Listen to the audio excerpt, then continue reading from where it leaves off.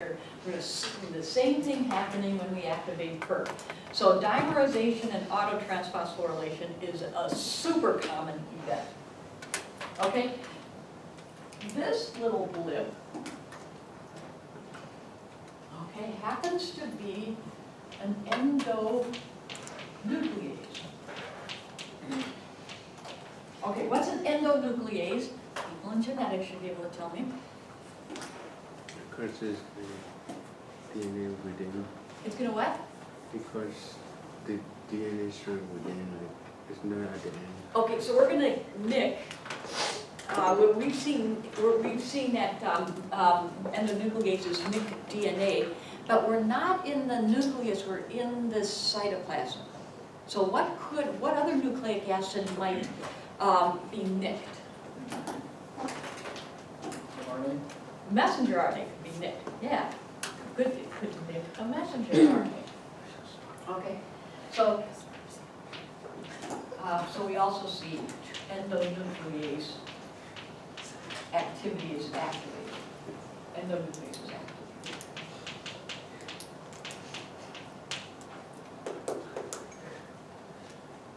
Okay, so far so good? Okay, so let's see well, first of all, we'll take a look at, I know I can erase this.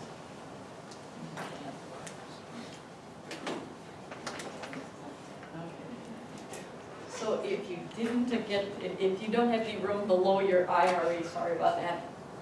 Okay. So there is a particular messenger RNA that makes it out to the cytoplasm. It has a hairpin loop, not a very big hairpin loop, but it has a hairpin loop that makes this messenger RNA untranslatable because ribosomes can't read through hairpin loops. Okay, so this is called XBP, and we're going to say U for unspliced, meaning it's got the hairpin loop. It's nothing much is going to happen with this particular messenger RNA. But the endonuclease is going to cut that loop out.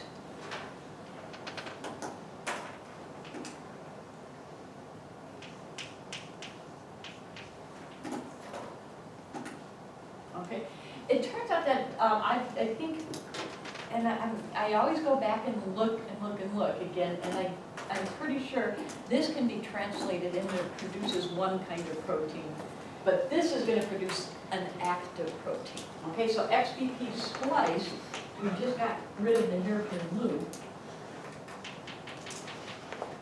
Okay, and that's the job of the endonuclease, is to turn that untranslatable messenger RNA into a translatable messenger RNA. And then this messenger RNA gets translated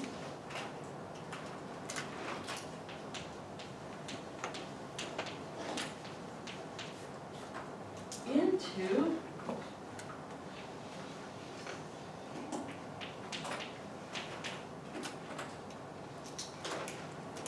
a transcription factor. Okay, this is my universal symbol of a transcription factor.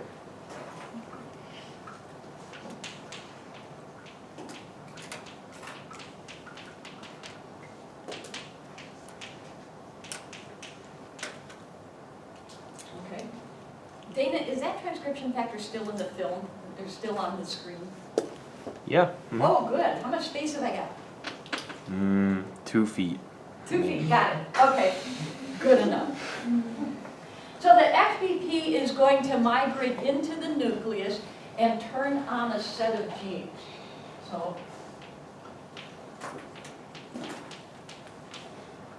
So XBP has a stretch of amino acids called a nuclear localization signal that allows it to be moved into the nucleus.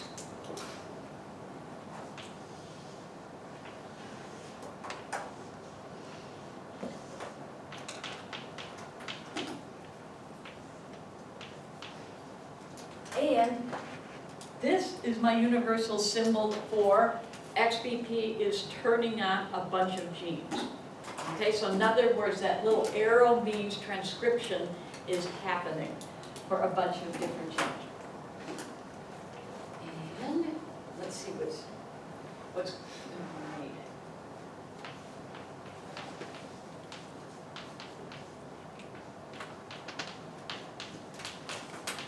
Okay. So one of the kinds of genes that XBP activates are genes that code for ERAD proteins. EDM, I don't know about the translocon, but the ubiquitin ligase, probably the mannose.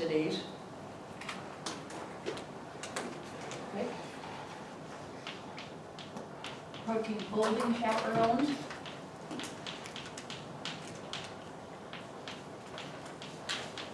Like BIF, for example.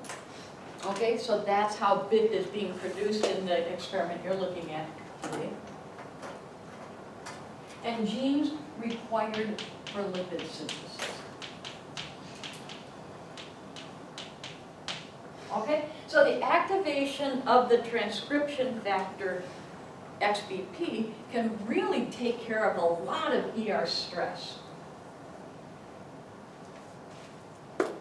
Okay, so XBP, whether it's the messenger RNA, whether it's spliced or unspliced, is a really common marker of ER stress.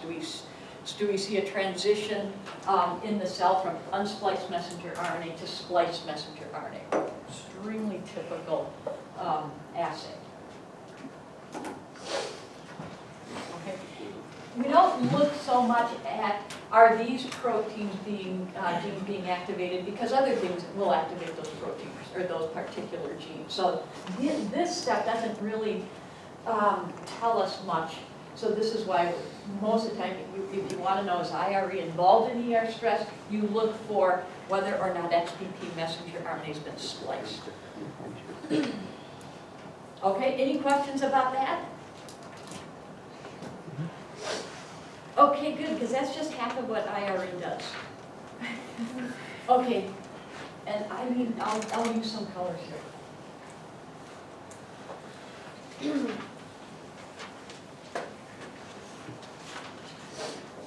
I think we can get really far. Okay, so just to remind you that this is inside the ER. These couldn't remember, and this is cytoplasm. Okay. So the phosphate groups on the IRE, these happen to be docking sites for other proteins. And this is also going to be a common pattern where the phosphate group doesn't necessarily change the activity of the protein, but it is a great docking site for other proteins. So there is a protein that is simply docks.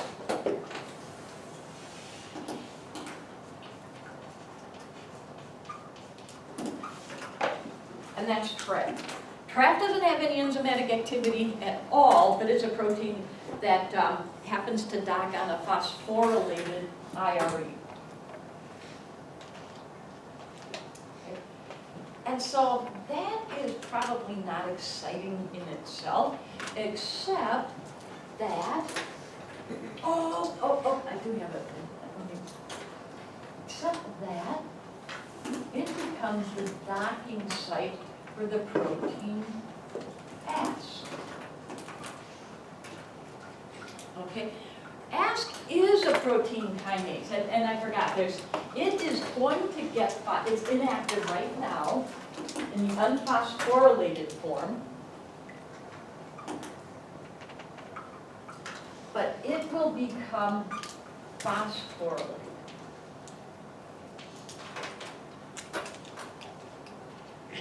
By IRE. So I guess there are two substrates for IRE.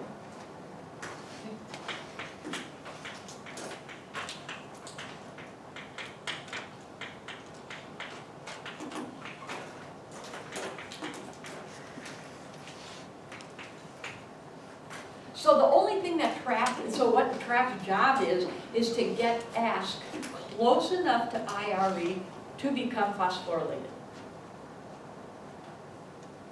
Okay, So ASC is inactive when it's not phosphorylated. It is an active protein kinase when it is phosphorylated.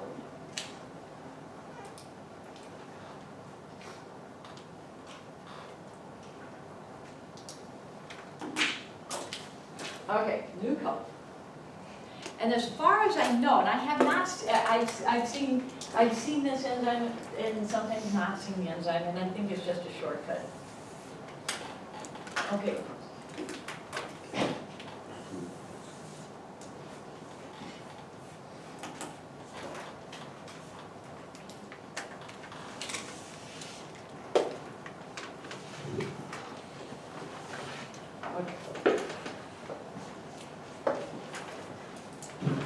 Oh, I hope that's visible on, I hope that purple is visible on the videotape.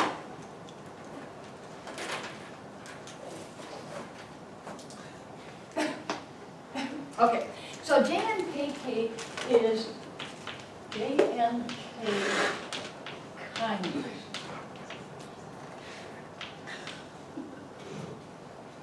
JNK kinase.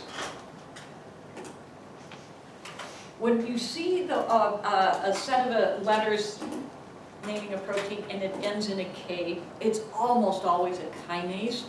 And the letters preceding the K, okay, JNKK, tells you what the substrate is. Okay, so Jun kinase, oh, this JNK of Jun kinase is going to phosphorylate Jun. Okay, what color had it been formed?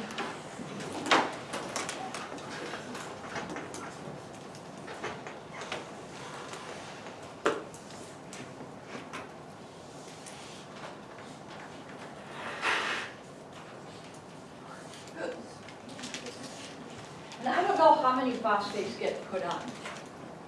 It is known, it's just I don't have it memorized for everybody. Okay, this is active. Okay, so the phosphorylation of JNKK is active. The phosphorylation of JNK is active. Yeah.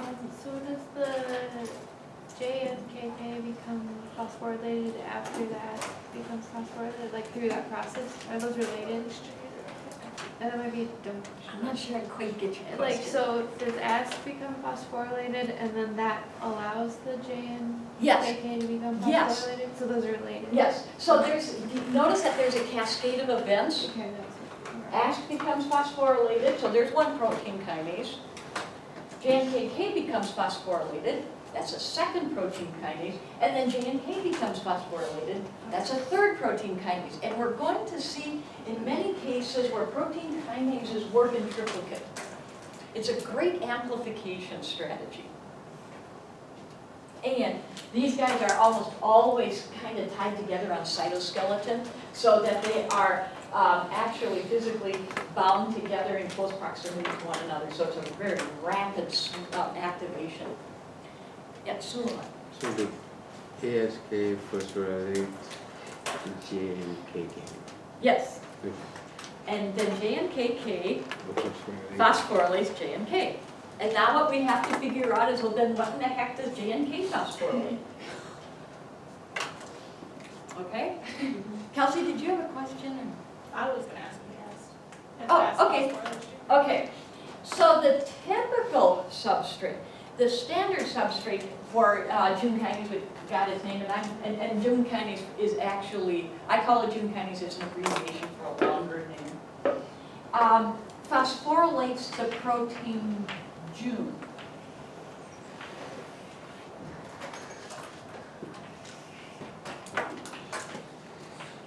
And activates Jun. And Jun is a half of a transcription factor, and I'm probably off the screen right now. You're still good. I am? Mhm. Wow. So two proteins, Jun phos, dimerize together to form a functional transcription factor, and when Jun is phosphorylated, it turns on genes. Yeah. Is there any reason that that arrow is going down, or does it It doesn't matter. It's just where do I have room on the blackboard? So I would, so as you're remaking your notes, you're gonna have to just keep track of the arrows. So is June, you said June was a gene? June is a protein, is a transcription factor Oh, that usually associates with FOS. And June FOS dimerized to really make a functional transcription factor. Okay? This is not involved in, happens to not be involved in this particular story. I'm just telling you, this is how June kinase got its name. And this is going to become a marker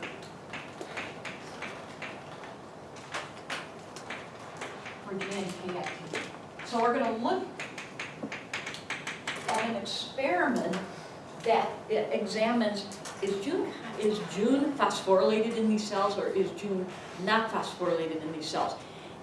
June has no consequence to insulin resistance or to ER stress, but it's only a marker for is June kinase active or is it not active. Okay? So I mention it only because it's the perfect marker for knowing are we getting June kinase activity in the cell. June has nothing to do with any of the events that we're looking at. So when June's phosphorylated, does it go through like a conformational change to become the June phos, or is it like activated? I don't know. I don't know at what point do June and FOS come together. Okay. The phosphorylation event can do a lot of different things. It could allow dimerization. It could allow the transport into the nucleus. It could allow for June to be a functional transcription factor. So it really depends on the transcription factor. Is June FOS the dimer, is that the marker, or is it just phosphorylated June? Okay. It's just June. So they'll use an antibody that detects phosphorylated June. Yeah. Okay, so when ASC is phosphorylated, so then it can phosphorylate J and KK. Uh-huh. So then does ASC and then the TRAC2 have to fall off and then reattach, or can it just continuously be phosphorylated? I think it can be continuous. It can stay there. Okay. Okay, at some point, and this is one of the things that we'll figure out later, is that there's always active phosphatases, and phosphatases are enzymes that remove phosphate groups.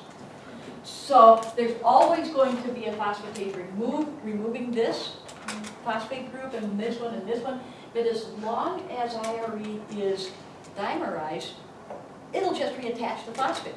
It'll just re-phosphorylate itself. Okay? So we're always looking at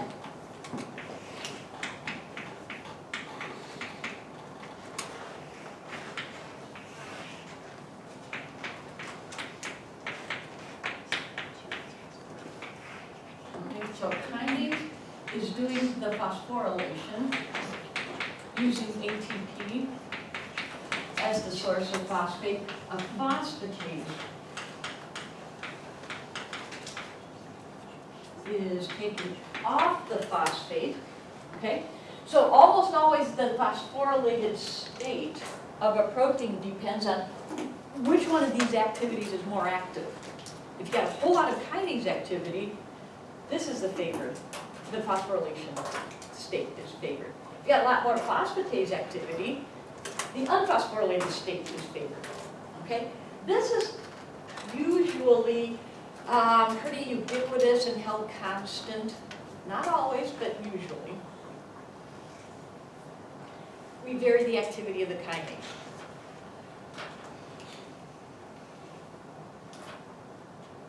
Okay, so does that kind of answer the question? So things are, once it's active, it's not just permanently active, it's constantly being inactive, but it can be reactivated as long as that kinase activity is present.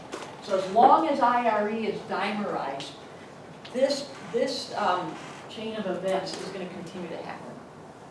And as soon as BIP becomes, what happens when we make more BIP? This stops. The BIP can rebind to IRE, okay? And that will the phosphatase will take off the phosphate groups and IRE is no longer dimerized, so it can't rephosphorylate. So an increase in BIP will restore the inactive IRE for the next round. Okay, any other questions?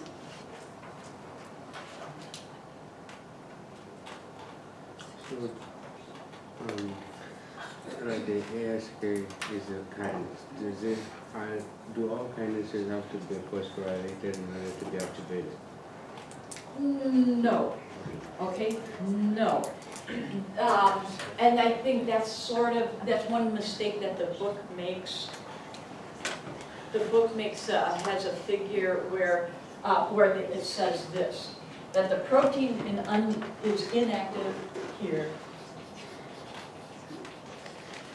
and the protein is active here. That is not a true statement at all, okay? So that's a good question for you to ask, and I will remind you of that later, because that figure happens to drive me nuts. It's not at all. Sometimes this phosphate group is a docking site for a ubiquitin ligase. So sometimes a phosphate marks a cell for destruction. Okay, so ubiquitin ligase docks on the phosphate group, ubiquitinates the protein, and then we get rid of the protein. Okay, so about 5 more minutes. Any other questions? Because I'm going to just feed you a little piece of information for Friday. So is DUNFOS, like turning on transcription of the same proteins that activate? No, it's not used at all in this Okay, case. so- This is only, we're only going to be seeing this used as a marker. It's not part of the pathway. Okay, so I'm going to erase this and show you the protein that is part of this pathway. Okay, so this is not used by ER stress.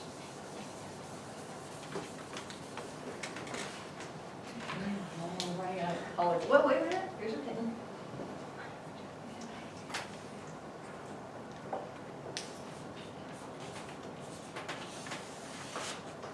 IRS, okay, and we'll talk about IRS on Friday.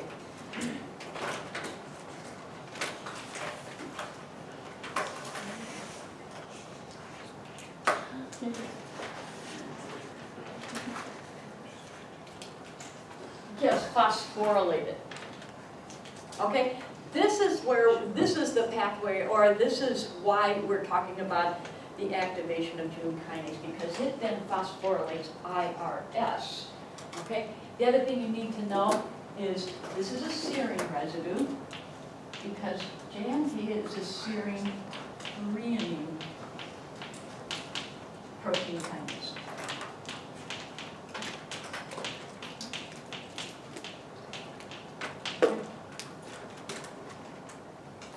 That's important to know. Can you think so both serine and threonine have hydroxyl groups in their R group, and the hydroxyl group gets phosphorylated. Can you think of any other amino acids that have a hydroxyl group? Think of all those amino acids whose structure you may have learned if you did biochemistry. Any guesses? It's tyrosine. Yes, tyrosine. Okay? So most protein kinases are going to be either serine threonine protein kinases or tyrosine kinases. And there are a few protein kinases that can phosphorylate all 3 amino acid R groups. Okay? That's not that common. Most proteins are either going to pick on serine and threonine, or they're going to pick on tyrosine. Okay? You need to understand that for the story on Friday. Okay? But actually, now you know, you go look at the molecular events, okay? It says at the molecular level, insulin resistance can be caused by impaired insulin signaling because of increased serine phosphorylation of the insulin receptor substrate. Okay? Now you know how the insulin receptor substrate gets phosphorylated in the presence of ER stress. Okay? We still have to look at, so what's the consequence of phosphorylating IRS on a serine? Okay? And they mention serine specifically because that matters.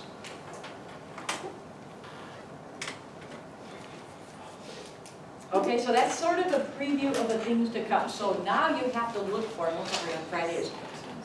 So what happens when IRS gets phosphorylated on serine? Then we have to go through PERC and ATF6. But we'll finish insulin resistance first, and then we'll get PERC and ATF6.